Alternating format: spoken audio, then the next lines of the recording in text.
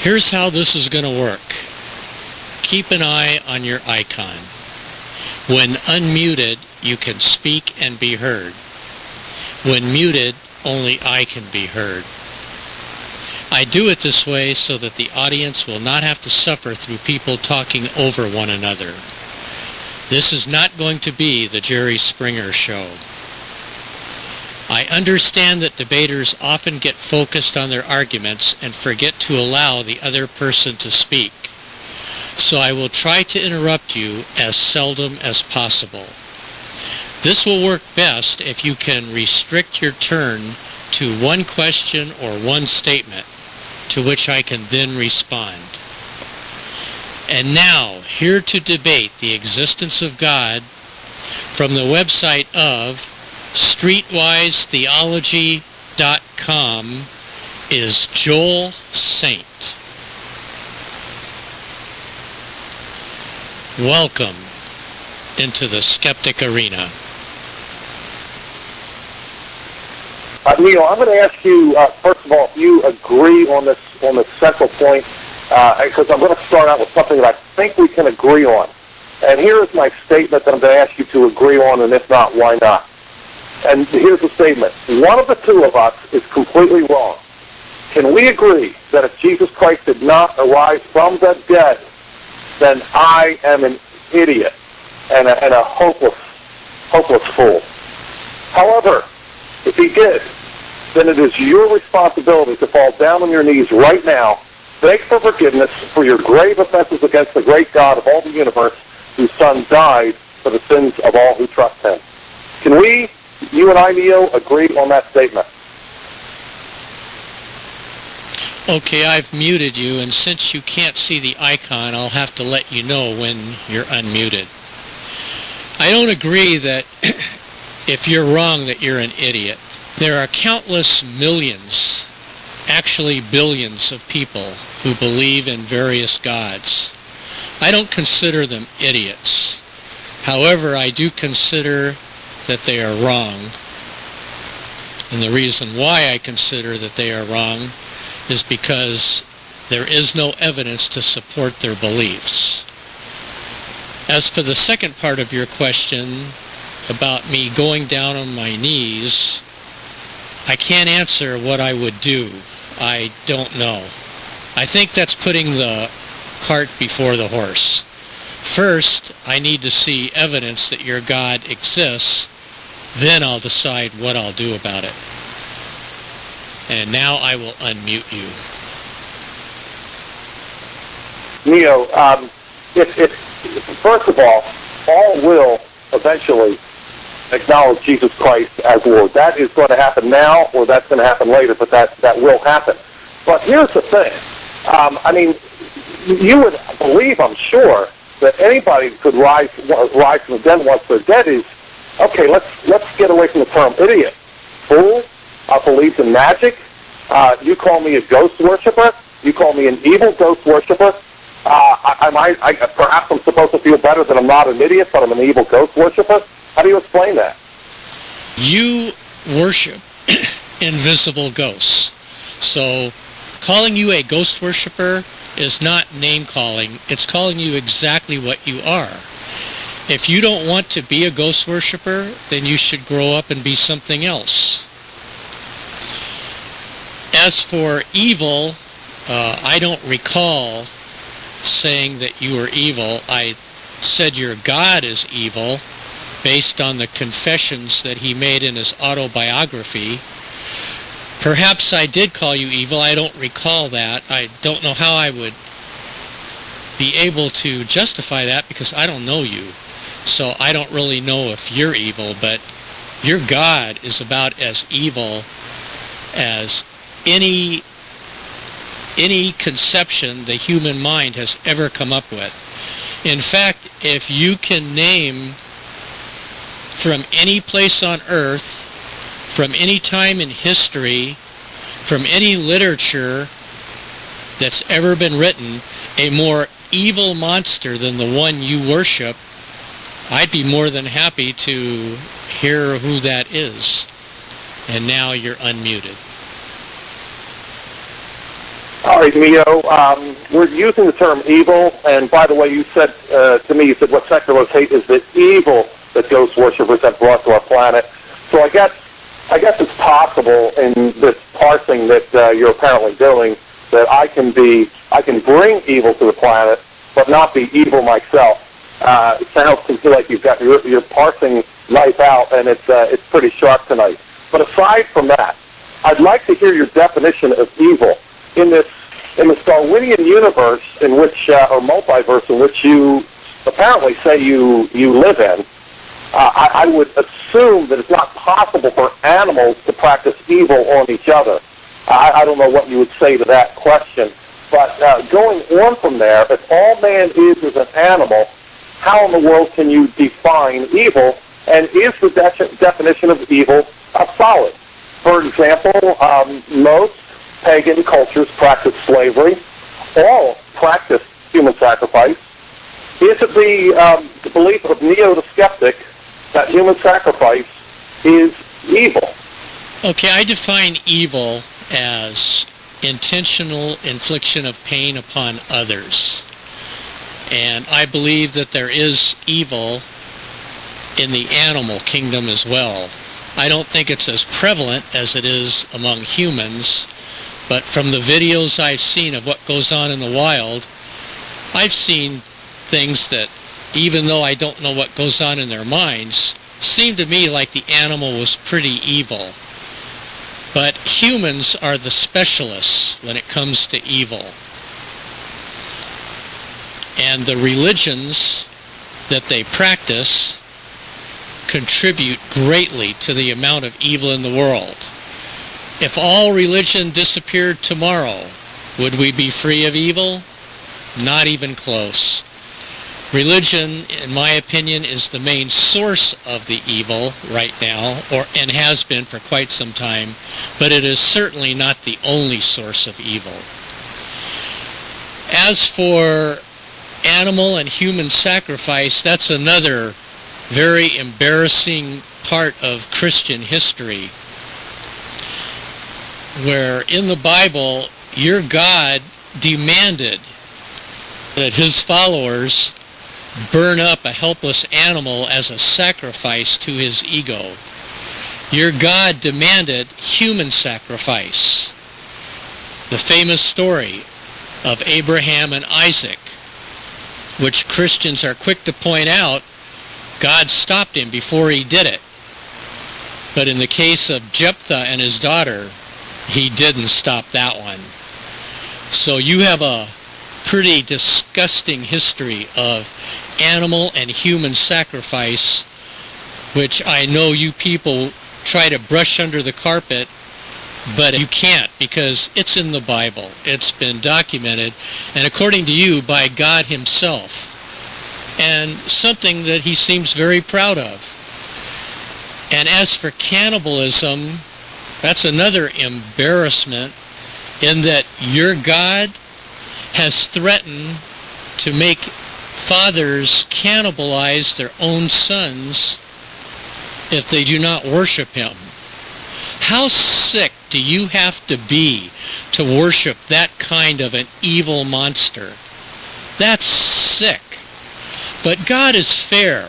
He's going to let the sons cannibalize their fathers. So let's give him credit where it's due. You don't find that sick? No, you don't. Because you make excuses for every horrible thing that he's done and that he promises to do. Anybody that can try to justify the eternal torture of billions of humans because they chose the wrong invisible ghost, that's sick. And there's no other way to describe it. You're on. All right, a pile of charges there, but you still haven't defined evil for me except to say that the infliction of pain, one animal on another or one being on another, is evil. Anyone who inflicts pain is evil. Therefore, the entire meat-eating animal kingdom is evil. Perhaps, Neo, we should go out and kill all. Oh, wait a minute. No, that would be, let's see, that would be inflicting pain. I don't know if you would agree that, for example, in Nuremberg trials, where the Nazi monsters were hung, I guess you would believe that the Nuremberg trials were evil because pain was inflicted on those people that killed and maimed other people. As far as human sacrifice is concerned, Neo, I know you're a student of history somewhat. The early Christian missionaries, after the time of Christ, spread out throughout the world, and they ran into human sacrifice every place they went. And they put an end to human sacrifice where they could, when and where they could. And they did.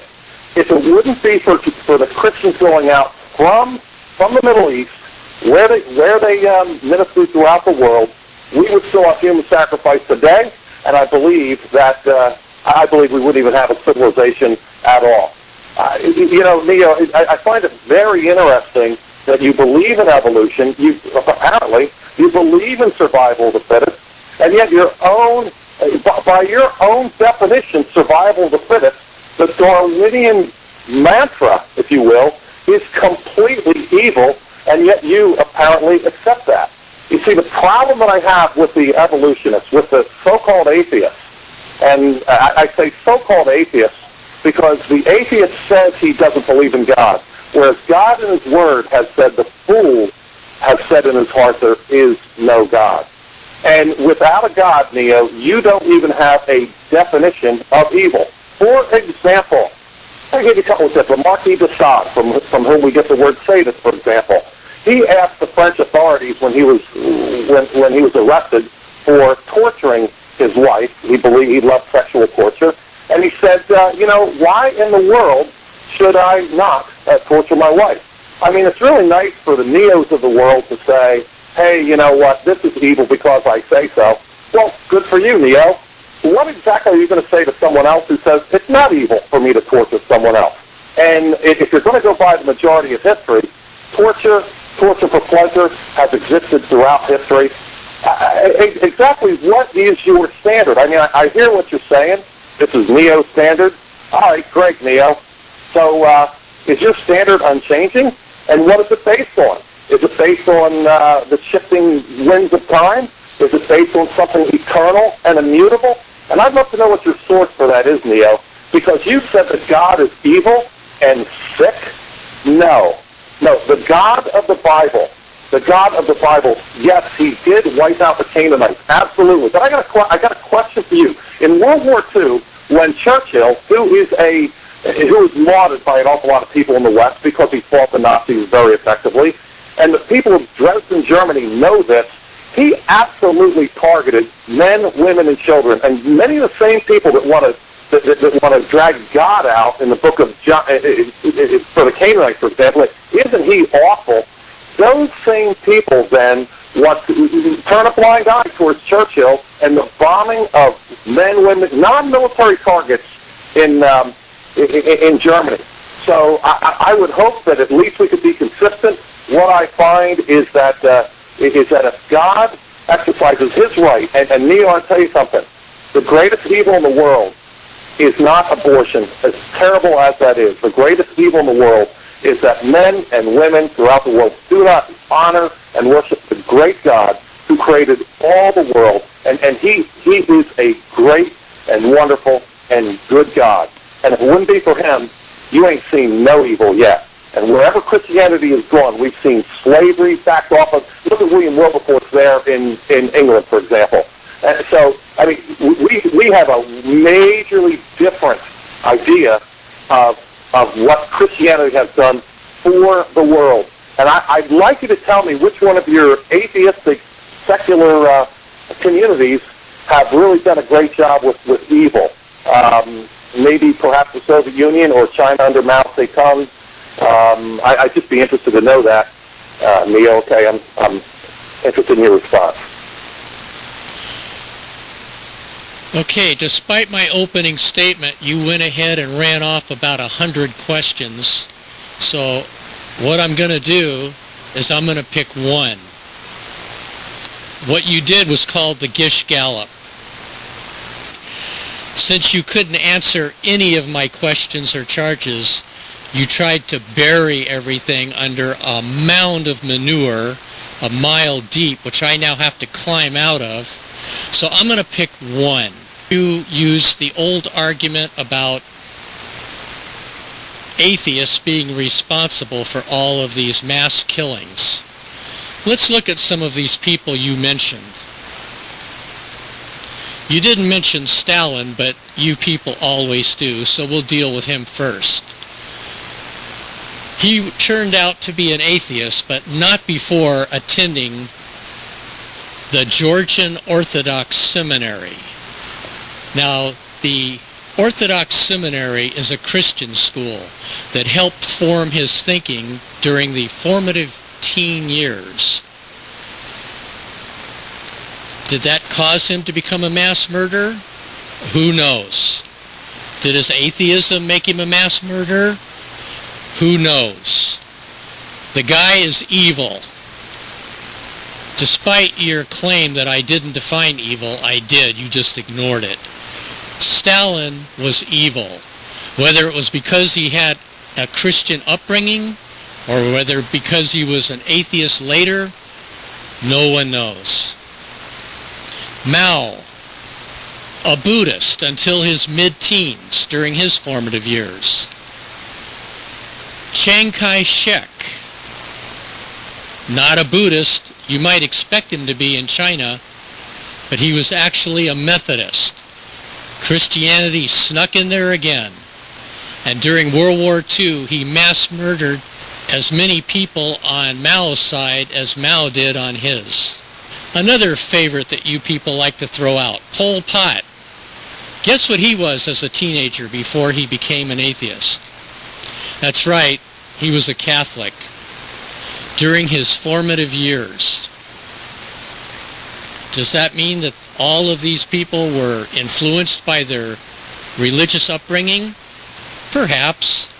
Were they influenced later by their atheism? Maybe.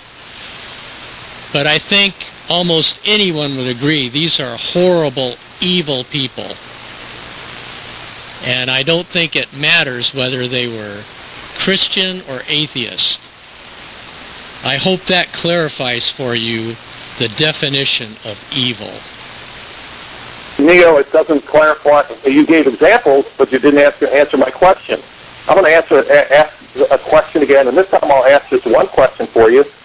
You asked about 4 or 5 questions there in your response to me. I guess they were supposed to be rhetorical, but I got this little lecture from you about answering questions. You threw out 4 or 5 or 6 about Mao and Sun Yat-sen and so forth. Okay, I guess that's okay if you do it since it's rhetorical. Okay, fine, I understand that. But here's my question for you. Is the animal kingdom an evil kingdom? I don't find that question to be sensical. Evil is an individual thing. You can't say a kingdom is evil any more than you can say a race of people are evil. As I just pointed out, you can find religious people that are evil. You can find atheists that are evil. That doesn't make all religious people evil. Doesn't make all atheist people evil. Doesn't make all animals evil just because some animals do evil things. Since you're having such a difficult time understanding my definition of evil, I'll try to clarify it for you again. Evil is the intentional infliction of pain on another when it's not necessary. Survival is not evil. I think you knew that when you said it, but you thought it would make a good arguing point, so you said it anyway. Anybody knows that survival is common to all living things on Earth and has nothing to do with evil. When humans hunted animals, that was for survival. People who hunt animals now when they can go down to the McDonald's and buy a Big Mac, they just want to kill. That's evil. You're on. Okay, so you added to your definition there a little bit. It got a little bit wider as I asked a little more specifically. So a lion who kills to eat is not evil. Okay, I get that. Let's ask the broader question, though. Is your definition of evil, does it go as far as you? I believe I heard you say that most everybody believes it, but evil is a fact of life. So I don't think most everybody does believe that the intentional infliction of pain on someone else is evil. Again, the Marquis de Sade, he enjoyed evil. He enjoyed practicing wickedness on other people. Who is Neo the skeptic to tell the Marquis de Sade that he's wrong? The difference between you and me regarding evil is I define it as someone or something that inflicts pain on another creature unnecessarily. You define it as coming from one of your invisible friends. You people use that as your excuse. Every time you screw up and do something wrong, kill someone, he's the reason for evil. That's the immorality that Christianity brings. You get out of all responsibility because you always blame it on your little invisible dude. Well, rational people don't do that. We accept responsibility for our mistakes. We don't blame it on invisible ghosts. When we do something wrong, it's because we screwed up. I want to ask you a question. You said something earlier in your 100 questions, which I had meant to ask you about. You're an evolution denier, a reality denier. You hide the fact from your audiences that tens of millions of Christians believe in evolution. You dishonestly try to give the impression that it's only atheists that accept evolution, when in fact you're outnumbered by Christians who have the common sense to not go up against the scientific evidence. All of the popes since Pius XII have accepted evolution, which means that most of the 1 billion Catholics accept evolution. You people try to get everyone to think that it's only scientists and atheists who believe in evolution, when in fact 1 billion Catholics, tens of millions of Christians don't have any problem accepting that evolutionary change has occurred in all life on Earth and is still occurring in all life on Earth. So my question to you is, why does it bother you so much that science can prove that we came from ape-like mammals, but you find it so much more logical and reasonable to believe that an invisible man created us out of magic mud? You're on. Okay. I'd like to respond to that. First of all, I want to point out once again that I asked the question, who is Neo the skeptic? You complained earlier that I piled on question after question. The last time I got a chance to speak, I said, who is Neo the skeptic to tell the Marquis de Sade that he is wrong? And I definitely did not get an answer to that question. And I only asked one question. I didn't answer that question because it was ridiculous. If you have a question that's not ridiculous, try that one. I get it, Neo. Any question you can't answer is ridiculous. I get it. All right, now to respond to your question about evolution, it's pretty simple. I believe the Bible, and if 1 billion Catholics, or whoever you want to call them, want to deny the Scriptures, that God created the world in the space of 6 days, that is not my problem. And let's talk about divisions within certain camps. I'll talk to you about that any day.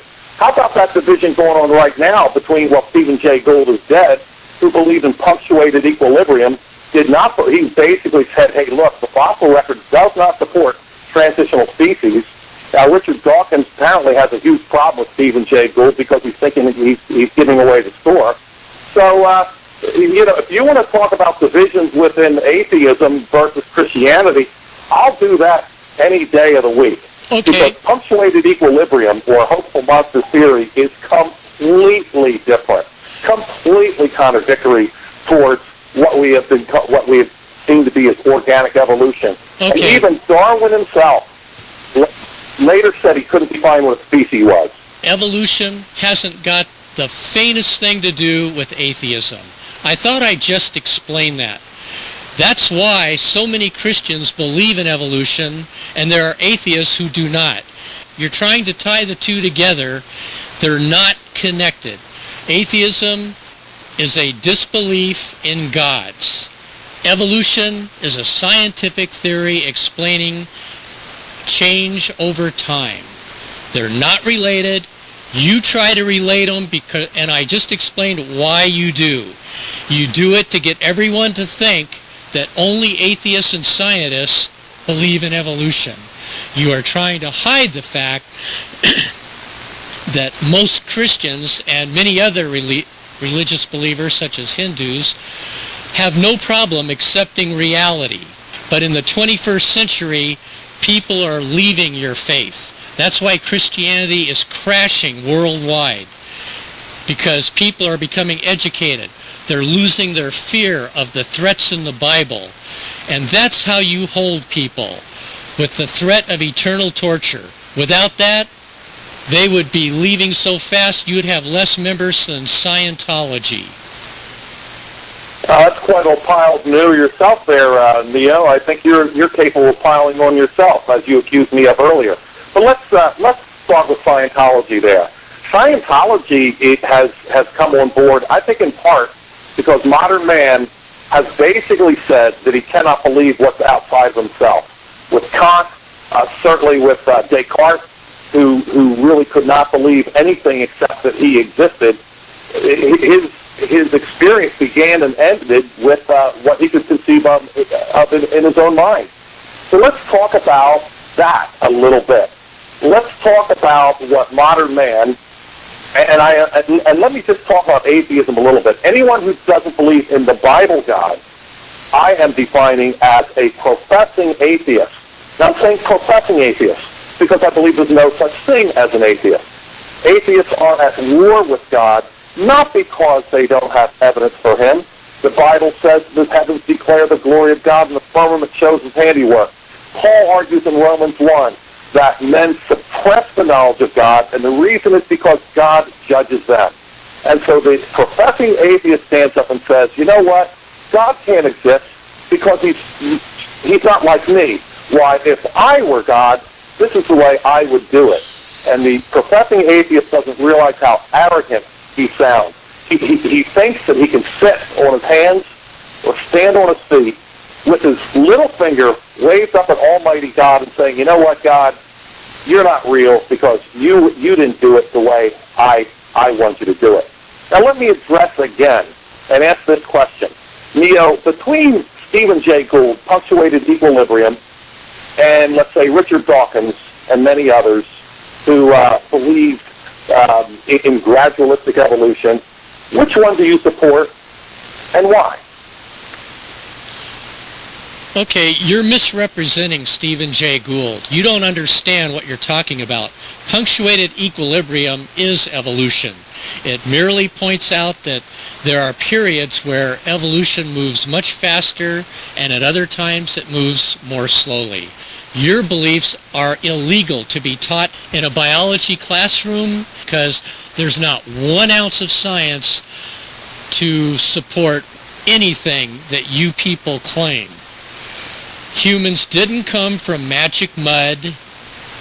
There was no earth flood. That appears in almost every religion, and religions well before Christianity stole the idea and incorporated, like they did almost everything that's in the Bible. The only thing I could find in the Bible that wasn't stolen from a previous religion is your talking donkey. That was a new one. I like that one.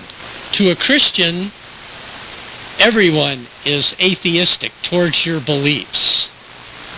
Everyone else is going to burn forever in hell by your loving God. So while you're in heaven enjoying your grapes and your bowling and your golf, and while your God is talking to you, his mind won't really be on the conversation because, according to you people, he'll be busy burning the flesh off of other people. And if you wanted a clearer definition of evil, you just got it. No, actually I didn't get it. I got examples, but I did not get a definition of evil, which you keep on running away from or qualifying, because your definition of evil is going to change like the shifting sand, like it did already. I asked you at the beginning of the show what your definition of evil was. I came back, and sure enough, you had modified it already. If you can modify your definition of evil in 20 minutes, what can you do with it in 20 years? And if the definition of evil can be modified like that, then evil itself does not exist. And that's my point. But there's an awful lot you said there, and I'd really like to respond to as much as I possibly can. I believe you got Stephen Jay Gould completely wrong, because Stephen Jay Gould said, I've looked at the fossil record. We do not have transitional species. Therefore, transitional species do not exist. And that's why I had to believe in punctuated equilibrium, saying that perhaps we could have gotten extremely lucky. Two chimpanzees got together and had either what we would call a half a person, or Cro-Magnon man, or whatever, and got very lucky. And then two other chimpanzees had a girl and the boy, and they got together, and then we went on. But I want to talk about fairy tales, and I want to talk about dishonesty, because I'm 54 years old now, and when I was in school, public school, I was taught the steady state theory, which is what Carl Sagan believed. Said again and again, the universe is all there is or all there ever will be. Now we believe in the Big Bang, and the steady state theory is going by the boards. And I wonder, in our scientific communities, which, Leo, you say are so honest, I have to wonder, did anybody raise their hand when they were changing the textbooks from steady state to Big Bang? Or did they just do that transition just as easily as a train switches tracks? Those two beliefs are opposite. Steady state and Big Bang could not be more opposite. And yet both are acceptable in, yes, Neo, atheistic worlds, because both oppose the Creator. You see, in the atheistic world of science, of so-called science, which is not science, by the way, it's not, and even Sam Harris admits that in his book, Letter to a Christian Nation, which we can talk about if you'd like. They aren't scientists because science is repeatable and observable in a laboratory. Neither Stephen Jay Gould, nor Richard Dawkins, nor Charles Darwin were on hand at the creation of the world. Therefore, it's not a matter of science, it is a matter of history. And we do have an account of the history of the world because we can only understand history from eyewitnesses, and the eyewitness was God himself. Now, Neo, if you don't want to believe God, that's not my problem. We have an eyewitness of history, and these so-called scientists, which are really like the philosophers is what they're trying to be, they're just guessing. Oh, you know what? It was steady state. Now it's Big Bang. You know what? Maybe it's going to be something else sometime on down the road. Whatever it is, we can believe it as long as it's not God in the Bible. And we don't even see the contradiction even a little bit. That's fairy tales. Now I want to talk a little bit more too about honesty. Neo, on your website, you have a quote from John Adams. Here it is. This would be the best of all possible worlds if there were no religion at all. End of quote. Let me share with you the entire quote. Here it is. 20 times in the course of my late reading have I been on the point of breaking out. This is John Adams speaking. This would be the best of all possible worlds if there were no religion at all. But in this exclamation, I would have been as fanatical as Bryant or Cleverly. Without religion, this world would be something not fit to be mentioned in polite company. I mean hell. That's the full quote. So I'm on board with honesty, Neo. Take that off your website or quote the whole thing. You're on. We need to get something straight. You don't believe in God. You believe the word of ancient desert sheepshaggers who claimed that an invisible ghost was telling them what to write down. There is no Bible scholar who says that God wrote the Bible. In the Bible itself, it says that the Bible was inspired. So God did not write the Bible. Men wrote the Bible. So don't say you believe God. You believe the men who wrote it and you believe their claims about this invisible ghost. You know, you are proving the truth of the scriptures here by what you're saying. Jesus Christ, when he was here, he talked about blind guys who strain at a gnat and swallow a camel. You apparently have a problem, for example, with Christ rising from the dead, or with a donkey talking. I mean, that's a big problem for you.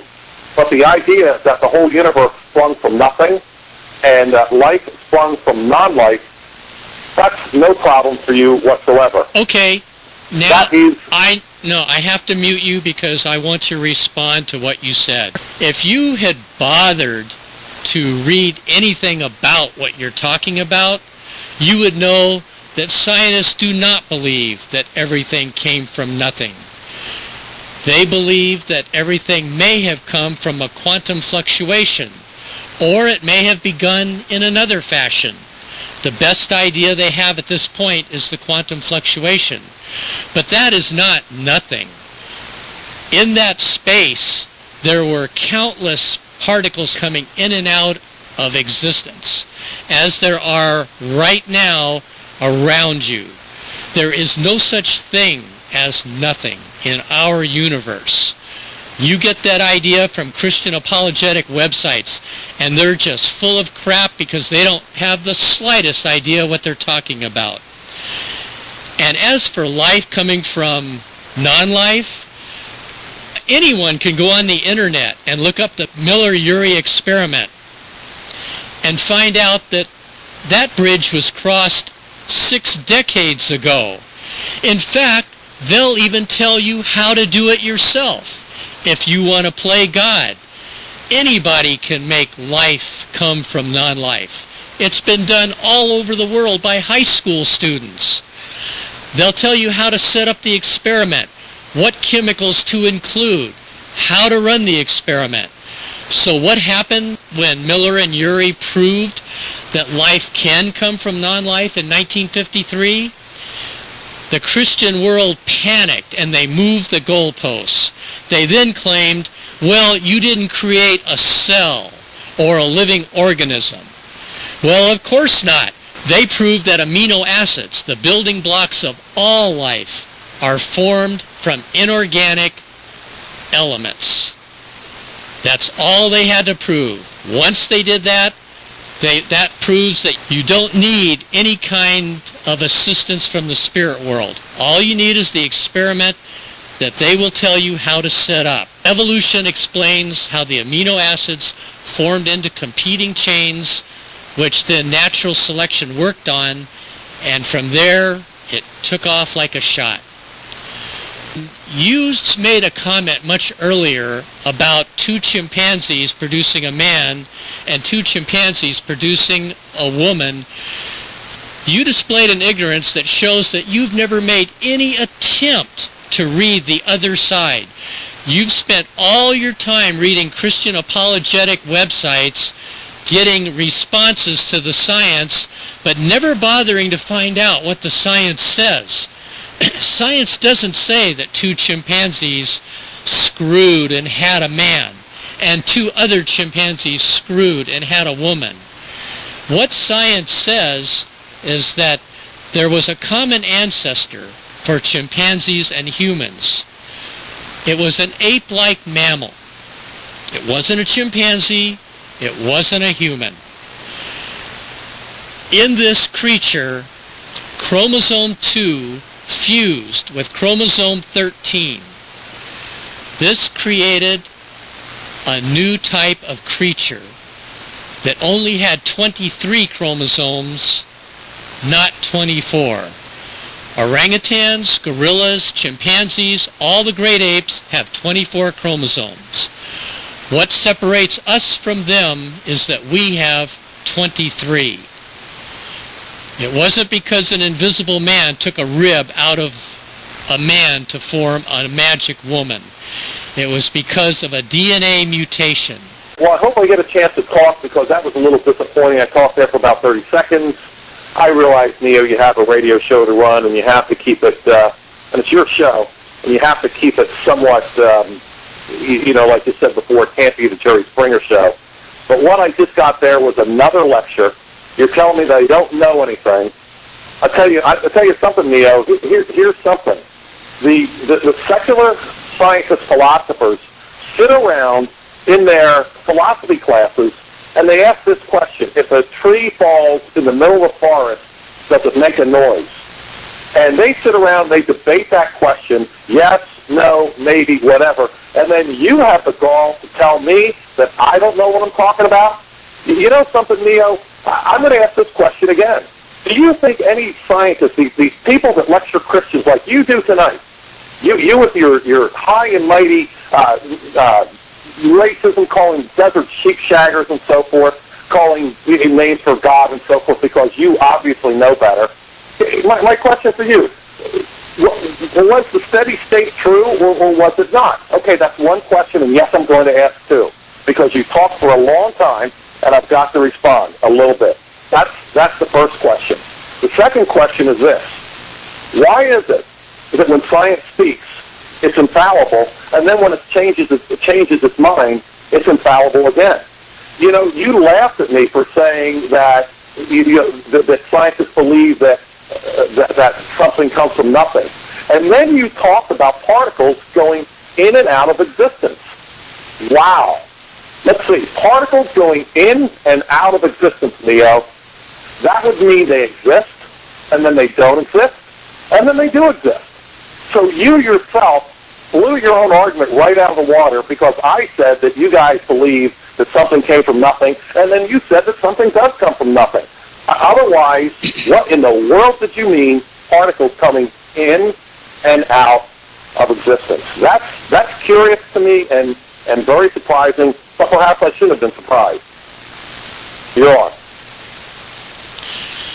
Okay, the easiest way to do this would be for you to go to my website, go to Neo's Favorites, and there are some cosmology videos that explain these things. But since you ask, I'll explain what you'll see on the video. When particles come in and out of existence, we're talking about the quantum foam. That's not nothing. These particles that are coming in and out of existence are uncountable. There's so many. And they exist for only a brief amount of time. Whether they go back into another dimension, whether they just stop existing, scientists are still trying to find out. You're doing something that all apologists do. You're attacking science. Every time it makes a discovery, science jumps up and down because they've learned something new. They've eliminated something erroneous that they thought before, like the sun going around the earth. When they can prove that the earth is orbiting the sun, that's a big victory for science. But what you people do is you say, no, that's a huge defeat for science. Every time you make a discovery, what you're really doing is saying that you were wrong before. You're trying to turn a positive process into a negative because your beliefs, your Bible, never change. And that's your greatest weakness. You're trying to pass that off as a strength. It's not. It's a huge flaw. It's incapable of changing. That's why when humanity has advanced beyond slavery, the only people who ever defend slavery to me are Christians, and they have to because their Bible supports it in the Old Testament and the New Testament. It wasn't able to adjust with the times. Science does adjust to the times.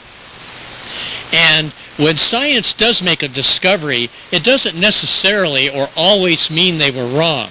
In the case of the sun orbiting the earth, yes, they were completely wrong. In many cases, like gravity, where Einstein's relativity added to Newton's laws of gravity, it didn't replace Newton's laws. They're still quite applicable and in use today. But it improves and fine-tunes our understanding of gravity. You people continue to attack science because you have to, because science never falls on your side of the debate. Everything science learns proves that your beliefs are false. People can't walk on water. People can't rise from the dead. It's a miracle. Our invisible ghost can do anything he wants because he's magic and he likes us. But he hates all those other guys and he's going to torture them forever. But we're special and we don't have to die like all the other animals and people on earth. We get to live forever in fairyland. And that's not a fairy tale. That's why you people constantly try to refer to science as a fairy tale. It's to distract everyone from the fact that your beliefs are fairy tales. Only your fairy tales aren't like Hans Christian Andersen or Grimm's. Your fairy tales are the most vile, despicable stories ever created in any literature about your invisible ghost sending his goons to ravage a city and then disembowel pregnant women and run a sword through the fetuses. And you don't like abortion? Well, you should, because your God loves it. Because it was your God who sent those thugs to disembowel those women and kill their fetuses. And if you believe life begins at conception, which I believe you people do, then you've got to explain why it's okay for your God to murder 50 million fetuses every year through miscarriage. Because as you just stated, life begins at conception. All right, a couple things about that. First of all, yeah, life does begin at conception. And I want to go back to what I said earlier, Neo. You have a problem with God because he doesn't act like you would act. And this I find to be the case with atheists that I debate whenever and wherever I find them. They have God in the dock, if you will, as C.S. Lewis said, standing back with their arms folded saying, well, hey, if you were really a good God, then you would eliminate evil. And so God, in his mercy, offers heaven, and where there is no evil. And these very same atheists say, nah, I don't think I want to go there because, well, whatever the reason is, God's there, or it sounds boring, or whatever.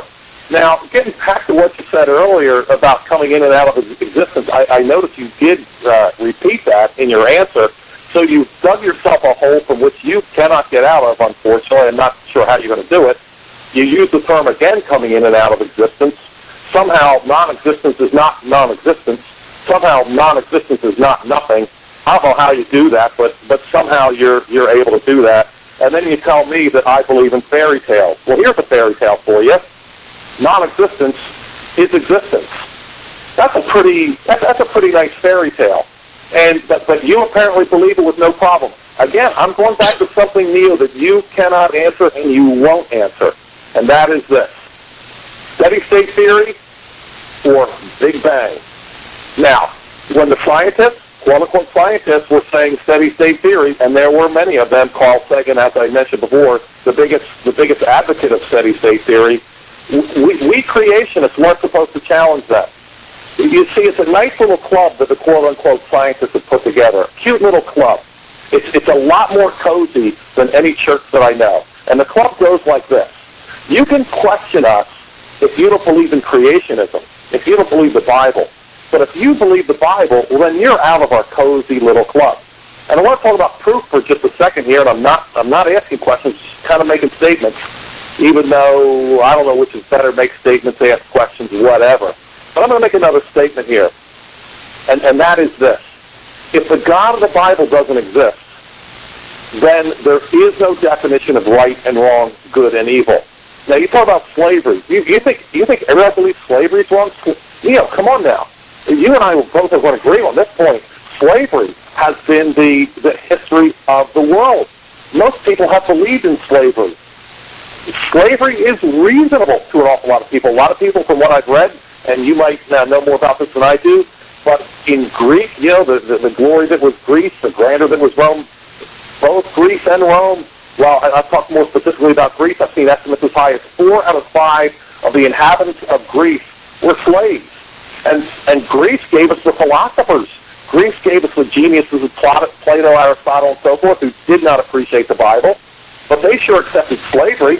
I don't know what you're appealing to here, Neo. I know you'll tell me here, but you don't have a definition of good and evil and right and wrong that is unchangeable. Now, you say that the Bible is fixed and that's its great weakness. No, that's its great strength. But if my ruler is going to tell me an inch one day, it's 7/8 of an inch the next day, and the next day it's 2 feet, I'm not going to be able to make any progress. I'm not going to be able to build anything. However, if we have a standard, which the Bible is, of right and wrong, now we can make some progress. Earlier you mentioned something. You said that God didn't write the Bible.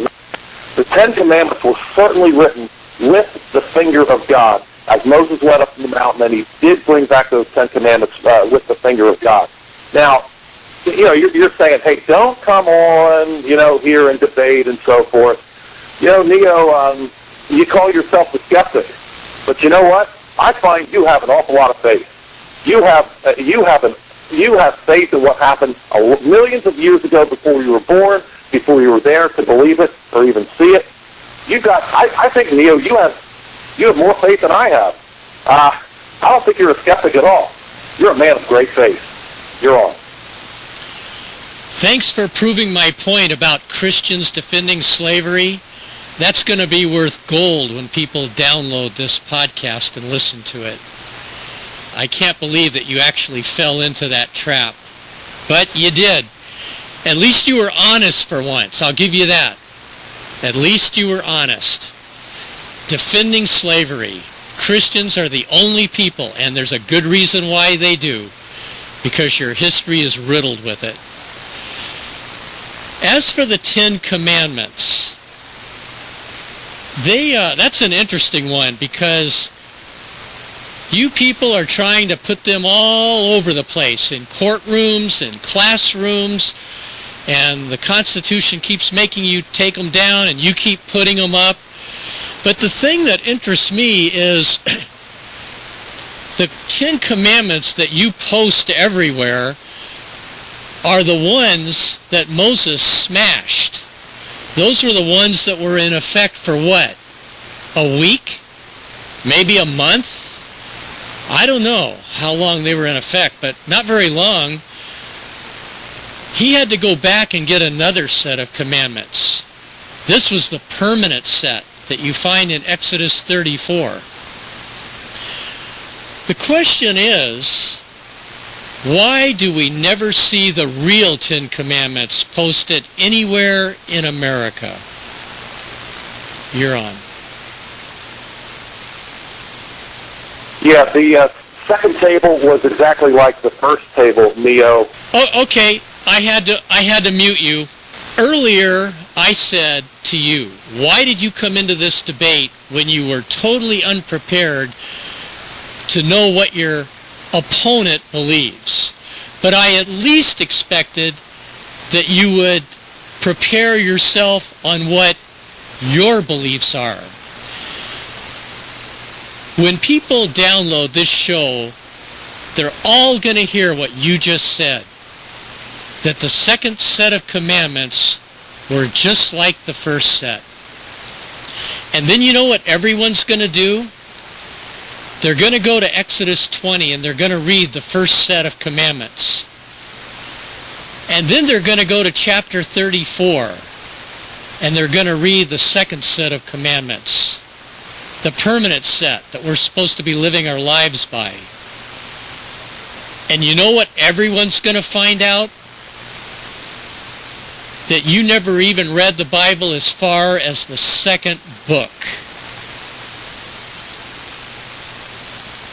I don't even know what to say to that. When you displayed that incredible ignorance about chimpanzees producing humans, and then I let you run on about quantum physics and Big Bang, which again, you obviously have never researched the subject. But now, and then I let you go on about slavery, but now I am so shocked. I mean, as an atheist, I'm not supposed to be quoting Scripture to you. You're supposed to be quoting Scripture to me. You're the one who should be telling me about the second set of commandments. But if I were you, when this debate is over, you know what? This debate is over. I don't see how we can continue after what you just said. I'm sorry, I was planning on giving you the last word, but I wasn't even that surprised when you defended slavery. I'm kind of used to it. I've heard other Christians try to defend slavery. But when you displayed a lack of knowledge about a subject that you're supposed to be an expert on, you have a degree in theology. I don't. And even I know that the second set of commandments is very different from the first set. I'm just going to have to go lie down and take an aspirin because, to tell you the truth, I'm in total shock. Thank you, Joel Saint, for coming in and debating. It took a lot of courage to do it.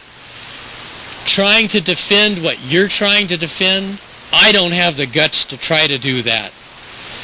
And no, it doesn't take faith to defend science. It takes evidence.